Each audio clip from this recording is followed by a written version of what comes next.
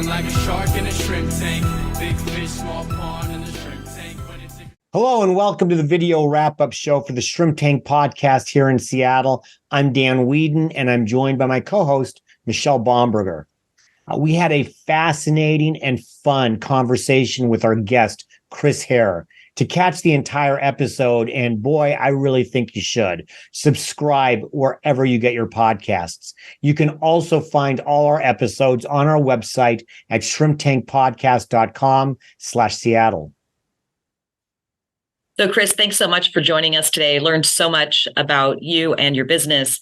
We talked a bit about crafting a narrative, which is a lot of the work that you do with your clients, and more specifically, the kind of balance of vulnerability of executives in that narrative. Can you share a little bit about your thinking and how you approach that?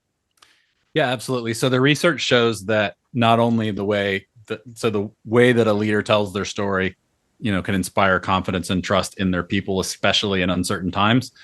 So being vulnerable about yourself and your story is important, and it can transform you. It can transform your audience.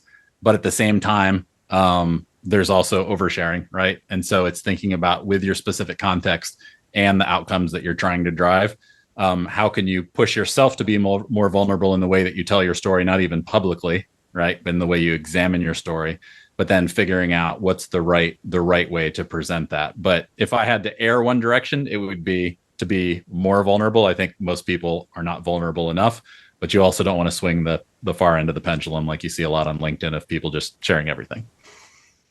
I really enjoyed the point in our podcast where you defined what a narrative is and how that works into a narrative for the business. We have a lot of small business owners, small entrepreneurs who are trying to build their business. You mentioned that there's ways that they can create their own narrative. Would you share here, how can a small business owner create a narrative for themselves to help them grow?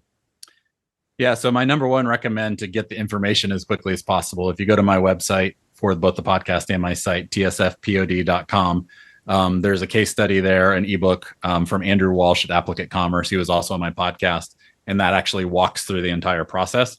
But essentially, it's around, okay, how do we take our business strategy and how do we create a shared differentiated future with our customers, our partners, our employees, et cetera?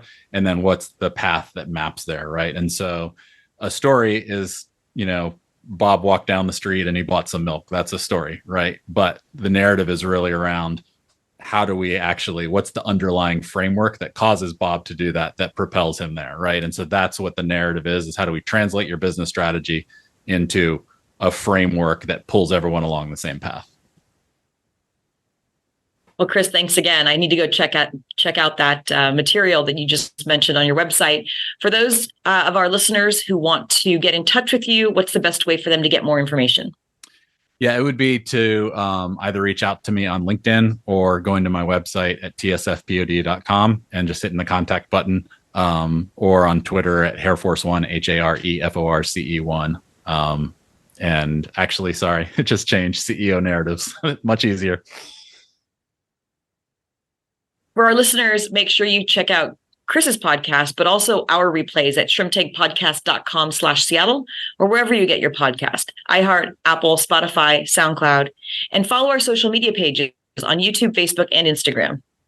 Well, Chris, thank you very much. We really enjoyed having you on the show, and everybody needs to go listen to not only our entire podcast, but your podcast as well. Michelle, as always, great to see you. Hey, listen, if you like this video, please click like and subscribe below. And join us every Wednesday at noon Pacific on our live stream broadcast on our Facebook page. Until then, be safe, be well, and be prosperous, because until next week, the shrimp is back in the tank. So long. I've been feeling like a